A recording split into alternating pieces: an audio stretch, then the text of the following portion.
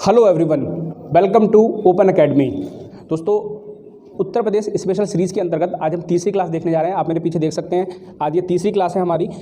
इस सीरीज़ में दोस्तों हम स्टैटिक पोर्शन और करंट अफेयर के प्रश्न दोनों चीज़ें देखते हैं। पहले हम स्टैटिक पोर्शन की बात करते हैं, उसके बाद करंट अफेयर के प्रश्न देखते हैं, जिससे कि आपका दोनों ही चीज़ों का कवरेज अच्छे से हो सके। दोस्तों, आज हम तीसरी क्लास में हैं। इससे पहले हम 2 क्लासें ऑलरेडी अपने चैनल पर अपलोड कर चुके हैं।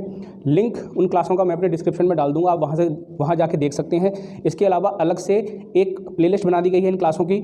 आपके आने वाले जो भी एग्जाम हैं उत्तर प्रदेश के रिगार्डिंग, उन सभी एग्जाम में यदि यूपी स्पेशल जीएस आती है या उत्तर प्रदेश का स्पेशल करंट अफेयर आता है, तो उन दोनों ही की नीड आपकी क्लास से फुलफिल हो जाएगी। ओके।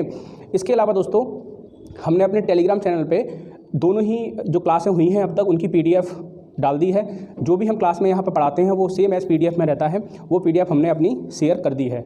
आप जाके लिंक में अपने टेलीग्राम चैनल का लिंक मैं अपने डिस्क्रिप्शन में डाल दूंगा, वहाँ से जाके आप उन्हें डाउनलोड कर सकते हैं और अपने रिवीजन के लिए आप उनका बार बार उपयोग कर सकते हैं। आइए आज की क्लास शुरू करते हैं। दोस्तों, आज की क्लास में हम वही पहले स्टैटिक पोर्शन देखेंगे और उसके बाद फिर हम करंट अफेयर की बात करेंगे। ठीक है, ओके, चलिए शुरू करते हैं। आइए शुरू करते हैं। देख लेते हैं सबसे पहले उत्तर प्रदेश की एक झलक। अब तक हमने यूपी के स्टैटिक पोर्शन में जो कवर किया था वो था उत्तर प्रदेश का बेसिक जो स्ट्रक्चर है वो। इसके अलावा हमने यूपी की भौगोलिक स्थिति को अच्छे से समझ लिया था। आज हम उसके आगे का देखेंगे। आज हम थोड़े से राजनीतिक पहलू पे बात करेंगे कि उत्तर प्रदेश राजनीतिक रूप में कैसा है और कैसा उसका फंक्शनिंग है। देखिए, सबसे पहला जो फैक्ट है वो है कि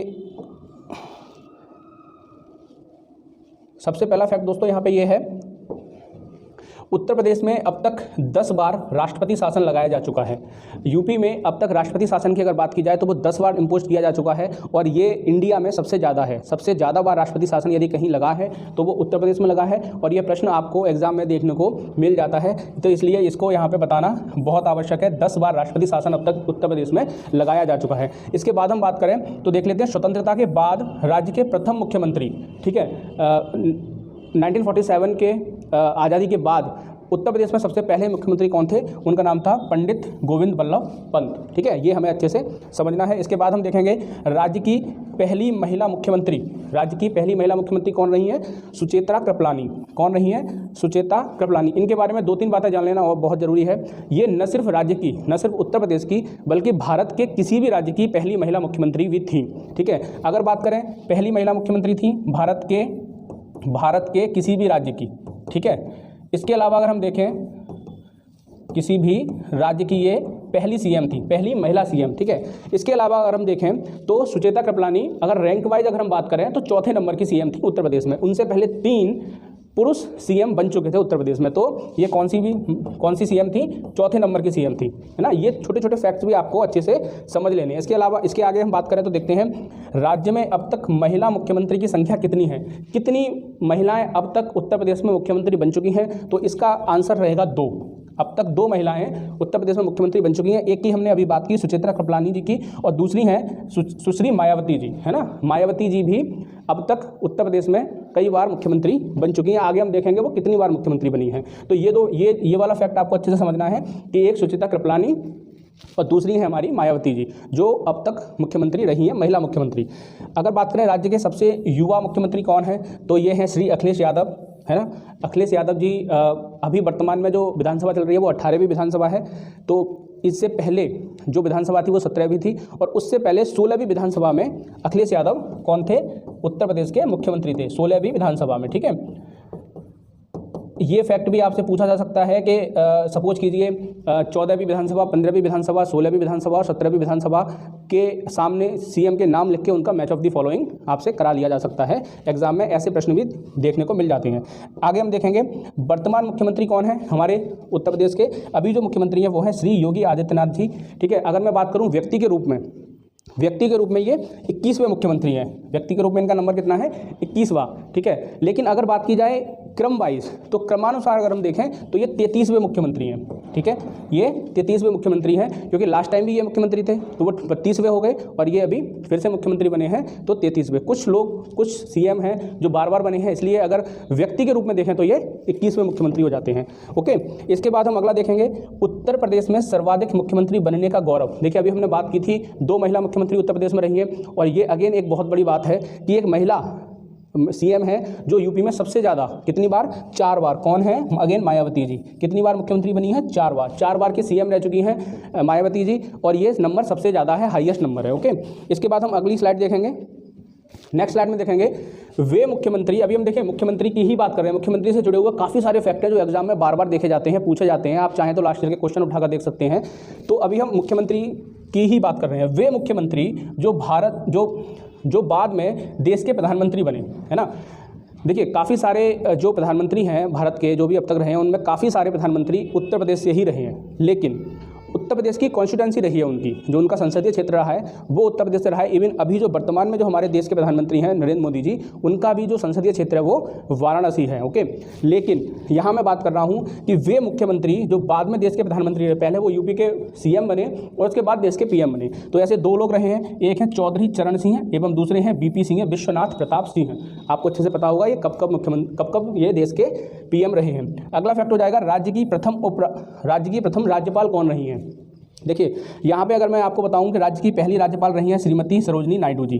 कब से, 1947 से 1949 तक, लगभग 2 साल के समय तक ये राज्य की राज्यपाल थी। और इनके साथ भी एक फैक्ट जुड़ा हुआ है, ये न सिर्फ राज्य की बल्कि भारत के किसी भी राज्य की पहली महिला राज्यपाल थी। ठीक है, भारत के किसी भी राज्य की पहली महिला राज्यपाल थी। तो ये फैक्ट भी आपको याद रखना है ना, न सिर्फ उत्तर प्रदेश की बल्कि भारत के किसी भी राज्य की। कब रही हैं, 1947 से लेके 1949 तक। अब दोस्तों यहाँ पे एक फैक्ट मैं आपको क्लियर कर दूं कि अगर बात की जाए आज़ादी के बाद की बात की जाए तो उत्तर प्रदेश की जो पहले राज्यपाल है ना, वो ये नहीं मानी जाएंगी। मैं आपको बता दूँ क्यों। देखिए 1947 से लेकर जो 1949 का जो टेन्योर था, जब तक ये राज्यपाल रही, उस समय तक उत्तर प्रदेश को संयुक्त प्रांत के नाम से जाना जाता था। किस नाम से जाना जाता था, संयुक्त प्रांत। और यूपी जो नाम पड़ा, उत्तर प्रदेश जो नाम पड़ा, जो वर्तमान नाम है अभी राज्य का, वो पड़ा था 1950 के बाद, 1950 के बाद। तो इसलिए हम ये कह सकते हैं कि जो पहले उत्तर प्रदेश के जो राज्यपाल थे उनका नाम था HP मोदी।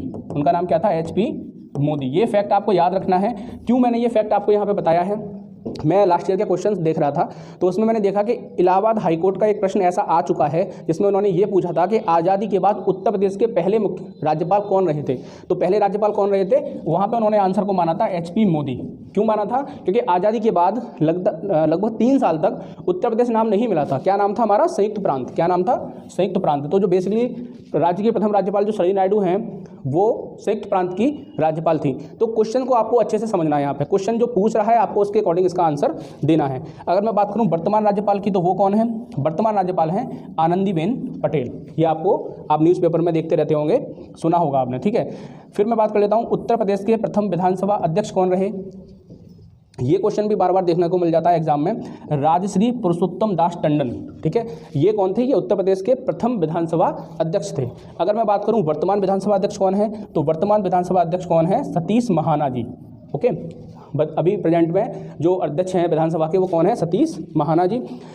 सर्वाधिक बार विधानसभा अध्यक्ष बनने का गौरव, सबसे ज़्यादा बार जो विधानसभा के अध्यक्ष रहे हैं वो भी एग्जाम में पूछ लिया जाता है कभी कभी। तो ये इसका आंसर हो जाएगा श्री आत्माराम गोविंद खैर, और दूसरे हैं श्री केसरी नाथ त्रिपाठी। दोनों कितनी बार, 3 बार। आप यहाँ देख सकते हैं 3 बार दोनों विधानसभा के अध्यक्ष रहे हैं। ओके, नेक्स्ट हम देखेंगे, दोस्तों आज़ादी के बाद उत्तर प्रदेश के प्रथम विधान परिषद सभापति कौन थे, है ना। विधान परिषद भी है, आपको पता होगा हमारे उत्तर प्रदेश में विधानसभा भी है और विधान परिषद भी है। तो इसका आंसर हो जाएगा श्री चंद्रभाल सिंह।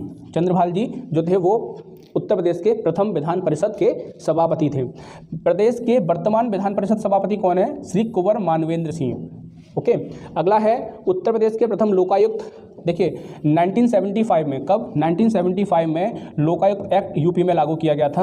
ओके, और ये इसके बाद ये जो प्रभाव में आया वो 1977 से आया, जब न्यायमूर्ति श्री विशंबर दयाल जी का 1977 से लेकर 1982 तक, आप देख सकते हैं यहाँ पे इनको, ये कौन थे, राज्य के पहले लोकायुक्त थे। ठीक है, अगर बात करूँ वर्तमान लोकायुक्त की, तो वर्तमान लोकायुक्त का नाम है न्यायमूर्ति श्री संजय मिश्रा, और ये कौन से नंबर के हैं, 7वें। तो 1977 से अगर मैं देखूँ तो अब तक कितने लोग बन चुके हैं लोकायुक्त, 7 लोकायुक्त बन चुके हैं। और वर्तमान में देखिए आप यहाँ देख रहे होंगे इनका कार्यकाल 5 वर्ष का था, लेकिन वर्तमान में जो इनका कार्यकाल है वो 8 वर्ष का है। कितना, 8 वर्ष का कार्यकाल है। ये प्रश्न भी यूपी के एग्ज़ाम में पूछा जा चुका है। इसके आगे हम देखेंगे उत्तर प्रदेश में उच्च न्यायालय कहाँ पे है। उत्तर प्रदेश में उच्च न्यायालय है आपका प्रयागराज में, और उसकी एक खंडपीठ है आपकी लखनऊ जिले में। ओके, जो राज्य की राजधानी है वहाँ पे है इसकी एक खंडपीठ। इसकी स्थापना कब हुई थी? इसकी स्थापना, उच्च न्यायालय की स्थापना हुई थी 17 मार्च 1866 को। ओके, 1866 को इसकी स्थापना हुई थी। उच्च न्यायालय में न्यायाधीशों की संख्या की अगर बात की जाए तो वो 108 स्वीकृत है, और भारत में सर्वाधिक है। उत्तर प्रदेश में जो उच्च न्यायालय में जो न्यायाधीशों की संख्या स्वीकृत है 160, वो जो स्ट्रेंथ है वो भारत के किसी भी हाई कोर्ट में सबसे ज़्यादा है। ठीक है, तो ये फैक्ट भी आपको यहाँ पे अच्छे से याद रखना है। तो दोस्तों ये तो हमारा स्टैटिक पोर्शन हो गया। हमने थोड़ा सा स्टैटिक पोर्शन की बात कर ली, राजनीतिक रूप से जो यूपी का जो वो है वो हमने देख लिया अच्छे से। अब हम करंट अफेयर के प्रश्न देखेंगे अपने हर वीडियो में, जैसे हम देखते हैं तो हर क्लास में हम देखते हैं, तो उसी तरह तो अब करंट अफेयर के प्रश्न देख लेते हैं। पहला प्रश्न है, निम्नलिखित में से किस जिले में कमिश्नरेट प्रणाली शुरू की गई है या लागू की गई है? ठीक है, यहाँ पे 4 ऑप्शन दिए हुए हैं। ऑप्शन ए है प्रयागराज, बी आगरा, सी गाजियाबाद और डी है आपका उपयुक्त सभी। देखिए लास्ट जो क्लास मैंने फिनिश की थी ना, उसमें मैंने इस फैक्ट को कवर किया था। तो उसमें मैंने आपसे क्वेश्चन पूछा था कि अब तक यूपी में कितने जिलों में कमिश्नरेट प्रणाली लागू कर दी गई है। आज मैं पूछ रहा हूँ कि निम्नलिखित में से कितने जिलों में। तो आप अगर करंट अफेयर पढ़ते होंगे, करंट की न्यूज़ देखते होंगे, न्यूज़पेपर पढ़ते होंगे, तो आपको पता होगा कि हाल ही में तीनों ही जिलों में, प्रयागराज में भी, आगरा में भी और आपका गाजियाबाद में भी, तो जो कमिश्नरेट प्रणाली है वो लागू की गई है। तो इसका आंसर क्या हो जाएगा? इसका आंसर हो जाएगा डी। क्या हो जाएगा इसका आंसर? डी। अभी तक कुल कितने जिलों में लागू की जा चुकी है कमिश्नरेट प्रणाली यूपी में? 7 जिलों में। ये आपसे नंबर पूछा जा सकता है इस बार का सबसे महत्वपूर्ण ये करंट अफेयर है। इसमें आपको फेज़ में बता दूं, फर्स्ट फेज़, सेकंड फेज़ और थर्ड फेज़। फर्स्ट फेज़ में जो कमिश्नरेट प्रणाली लागू की गई थी वो की गई थी लखनऊ और नोएडा में। ओके, इसके बाद फिर सेकंड फेज़ में वाराणसी का नंबर आया, वाराणसी और आपके कानपुर में जो प्रणाली है वो लागू की गई थी। और इसके बाद अभी हाल में तीन जो ज़िले हैं, आगरा, प्रयागराज और गाजियाबाद, इन तीनों में ये लागू की गई है। आप यहाँ देख सकते हैं। ओके, अगला क्वेश्चन हम देखेंगे यहाँ पे।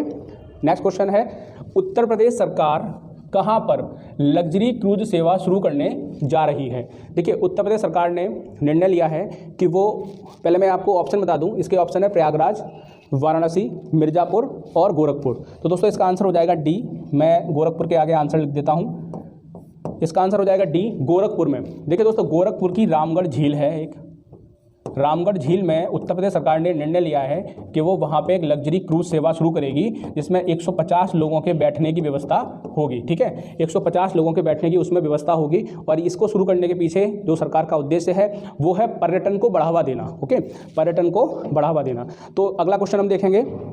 अगला क्वेश्चन है, ब्रह्मोस मिसाइल का उत्पादन उत्तर प्रदेश में कब से शुरू किया जाएगा? ठीक है, ऑप्शन है 2023, ऑप्शन बी 2024, ऑप्शन सी 2025 और ऑप्शन डी है आपका 2026। तो दोस्तों इसका जो आंसर है वो है बी 2024। 2024 से उत्तर प्रदेश के लखनऊ जिले में ब्रह्मोस मिसाइल का उत्पादन शुरू कर दिया जाएगा, ऐसा सरकार ने निर्णय लिया है। अब मैं थोड़ा सा ब्रह्मोस मिसाइल के बारे में आपको रिवाइज करा देता हूँ। तो ये ब्रह्मोस मिसाइल है, ये भारत की ब्रह्मपुत्र रिवर और रूस की मोस्कवा रिवर से, ठीक है, इसका नाम लिया गया है। तो ब्रह्मपुत्र से ब्रह्म और मोस्कवा से मोस लेकर ब्रह्मोस मिसाइल बनी है। इसकी जो क्षमता है वो 290 किलोमीटर है, इसकी जो रेंज है वो 290 किलोमीटर है। ठीक है, अगर मैं बात करूं इसकी स्पीड की तो ये 2.1 मैक में आती है। 2.1 मैक की इसकी गति है, जो इसे सुपरसोनिक कैटेगरी में डाल देती है। ओके, तो ये सुपरसोनिक एक मिसाइल है। और इसके बारे में एक कथन है जो काफ़ी फेमस है, फायर एंड फॉरगेट, दागो और भूल जाओ। मतलब ये एक सेल्फ गाइडेड मिसाइल है, इसको गाइड करने की आवश्यकता नहीं रहती। आप एक बार इसको छोड़ दें तो ये अपने टारगेट को हिट कर देती है। इसके अलावा दोस्तों मैं इसके बारे में बता दूं, एक प्रश्न बन सकता है कि ये वर्तमान में भारत ने इसको जल, थल, वायु तीनों ही जगह से भारत इसे छोड़ने में, इसको फायर करने में सक्षम है। और इसके अलावा न सिर्फ इससे बल्कि एक अपना INS है, उससे भी हम इसे, अब हमारे पास इतनी तकनीक है कि हम उससे भी इसको फायर कर सकते हैं। तो ये सब रहा ब्रह्मोस मिसाइल के बारे में। ओके, नेक्स्ट क्वेश्चन हम देखेंगे। नेक्स्ट क्वेश्चन है, प्लास्टिक हाइस्ट अभियान कहाँ शुरू किया गया है उत्तर प्रदेश में? तो पहले आप ऑप्शन देख लीजिए। ऑप्शन है लखनऊ, बी प्रयागराज, सी गाजियाबाद और डी नोएडा। ओके, तो इसका जो आंसर हो जाएगा दोस्तों वो हो जाएगा नोएडा में एक अभी ये इनिशिएटिव शुरू किया गया, ठीक है, प्लास्टिक हाइस्ट का। आपने एक वेब सीरीज़ देखी होगी आपने, मनी हीस्ट। आपने ये जो वेब सीरीज़ है ये देखी होगी मनी, और इसी वेब सीरीज़ की तर्ज पर ये एक ये जो वेब सीरीज़ थी, इसी वेब सीरीज़ की तर्ज पर ये प्ले प्लास्टिक हाइस्ट जो अभियान है, इनिशिएटिव ये शुरू किया गया है। तो इसमें लोगों का जो मेन मकसद था वो था, जो उद्देश्य था वो था लोगों को सिंगल यूज प्लास्टिक के बारे में अवेयर करना कि आप इसका उपयोग मत कीजिए और आप इसको धीरे धीरे करके स्टॉप करिए। जैसा कि आपको पता है, भारत सरकार द्वारा 1 जुलाई 2022 से जो सिंगल यूज प्लास्टिक है उसे भारत में सरकार ने बैन कर दिया है। तो ये जो इनिशिएटिव है ये इसी चीज़ को ध्यान में रखते हुए बनाया गया है। मनी हिस्ट जो वेब सीरीज़ है, इसमें लोगों ने लाल कलर का जंप सूट पहना हुआ था, ठीक है, जंप सूट पहना हुआ था। ये भी प्रश्न आपसे पूछ सकते हैं कि क्या पोशाक थी, जो पोशाक थी वो लाल कलर का जंप सूट था। और इसके अलावा जो चीज़ थी वो थी आपकी, जो थी वो थी सिल्वाडोर डाली मास्क। क्या था? सिल्वाडोर डाली मास्क। तो ये पहनकर, बिल्कुल मनी हिस्ट की तरह ये पहनकर लोग सड़क पर उतरे और उन्होंने लोगों को अवेयर किया इस कैंपेनिंग के बारे में। ओके, तो ये आपको याद रखना है। कहाँ पे? नोएडा में ये कैंपेनिंग शुरू की गई है। ये जो इनिशिएटिव है वो शुरू किया गया है, प्लास्टिक हाइस्ट। ओके, अगला हो जाएगा जेवलिन थ्रो प्लेयर अंजू रानी किस जिले से संबंधित हैं? तो पहले हम ऑप्शन देख लेते हैं, महोबा, अलीगढ़, मेरठ और बागपत। इसका जो आंसर हो जाएगा दोस्तों वो हो जाएगा, इसका आंसर हो जाएगा सी, मेरठ। जो अंजू रानी जो जेवलिन थ्रो प्लेयर हैं, भाला फेंक खिलाड़ी हैं ये, ठीक है, भाला फेंक खिलाड़ी हैं, ये बेसिकली मेरठ से आती हैं। ओके, और इन्होंने क्या अचीवमेंट हासिल की है कि हाल ही में जो कॉमनवेल्थ गेम्स हुए थे उसमें इन्होंने एक कांस्य पदक जीता था भारत के लिए। इनकी जो कहानी है दोस्तों वो काफ़ी प्रेरणादायक है। आपको पता होगा मेरठ जो जिला है वहाँ पे गन्ने काफ़ी सारे पैदा होते हैं, उनका उत्पादन काफ़ी ज़्यादा होता है। तो इनकी ये स्टोरी है कि जब ये प्रैक्टिस करती थी तो इनके पास इतने पैसे नहीं थे कि ये अपना एक जो जेवलिन है वो खरीद सकें। तो इन्होंने जो अपनी इनिशिएट प्रैक्टिस जो शुरू की थी ना, वो गन्ने फेंक के की थी, है ना। तो आप जैसे आप मेंस वगैरह का क्वेश्चन लिखते हैं तो न सिर्फ हमें इस कहानी से, इनकी जो स्टोरी है उससे प्रेरणा लेनी चाहिए, बल्कि हम इनका जो ये फैक्ट है, जो एग्जाम्पल है, उसको हम कहीं ना कहीं अपने मेंस में भी इस्तेमाल कर सकते हैं, जहाँ पर महिला सशक्तिकरण की बात आती है या फिर इथिक्स में या फिर ऐसे में हम इनके एग्जाम्पल्स को देखिए। एग्जाम्पल कहीं और से नहीं आते, आपका जो करंट अफेयर होता है, आप जो पढ़ रहे होते हैं बुक्स में, उन्हीं में से आपको एग्जाम्पल बनाने पड़ते हैं, जो उदाहरण होते हैं जिन्हें आप देके अपने जो आंसर होता है मेंस का ना, उसे आप इनरिच कर सकते हैं। तो ये यहीं से आते हैं। तो इनकी कहानी काफ़ी प्रेरणादायक है। ये प्रश्न बन सकता है, अंजू रानी कहाँ से आती है? मेरठ से आती हैं। क्या कांस्य पदक जीता है भाला फेंक प्रतियोगिता में जो कॉमनवेल्थ में हुई थी। ओके, अगला क्वेश्चन हम देखेंगे। नेक्स्ट क्वेश्चन है दोस्तों यहाँ पे, 49th द्रविड़ भाषा सम्मेलन का आयोजन कहाँ पे संपन्न हुआ? तो हम ऑप्शन देख लेते हैं, वाराणसी में, बी लखनऊ में, सी प्रयागराज में या फिर डी कानपुर में। दोस्तों इसका आंसर हो जाएगा वाराणसी में ये संपन्न हुआ था। अभी मैं आपको यूनिवर्सिटी का नाम भी बता देता हूँ, बनारस हिंदू विश्वविद्यालय, BHU में संपन्न हुआ था। और BHU में संपन्न हुआ था। और जो द्रविड़ जो भाषा हैं उस भाषाओं में उन भाषाओं के रिगार्डिंग ये सम्मेलन था। अब मैं सबसे पहले बता देता हूँ आपको कि द्रविड़ में कौन कौन सी भाषाएं आती हैं और वो किन किन राज्यों में बोली जाती हैं। देखिए, द्रविड़ भाषा में 4 भाषाएं आती हैं। नंबर 1 आती है कन्नड़, फिर आती है तेलुगु, फिर आती है एक मलयालम, और चौथी भाषा आती है तमिल। और ये दक्षिण भारत के 5 राज्यों में, द्रविड़ भाषा जो है वो दक्षिण भारत के 5 राज्यों में बोली जाती है। कन्नड़ आपकी कहाँ बोली जाती है? कर्नाटका में। इस तरह भी प्रश्न बन सकता है, ठीक है। तो आपको ये याद रखना है, तेलुगु आपकी आंध्र प्रदेश एवं तेलंगाना में बोली जाती है। ओके, तेलंगाना में बोली जाती है। मलयालम आपको पता होगा केरल में बोली जाती है, ये भाषा केरल में बोली जाती है। और अगर तमिल की बात करूँ तो ये तमिलनाडु में बोली जाती है। तो आपको इस तरह ये प्रश्न याद रखना है, अच्छे से ये फैक्ट आपको रिवाइज करने हैं। इस पे भी क्वेश्चन आ सकता है, द्रविड़ भाषा कितने प्रकार की है, इस पे भी क्वेश्चन आ सकता है, कहाँ कहाँ बोली जाती है। इस पे भी प्रश्न बन सकता है कि कहाँ पे हुआ था, किस यूनिवर्सिटी में हुआ था। 4 यूनिवर्सिटी के नाम दे दिए जा सकते हैं आपको ऑप्शन में, और पूछा सकता है कि ये सम्मेलन जो है वो कहाँ पे हुआ था, ठीक है। और ये तो मेन फैक्ट है ही शहर का नाम, ये अच्छे से आपको प्रश्न याद रखना है।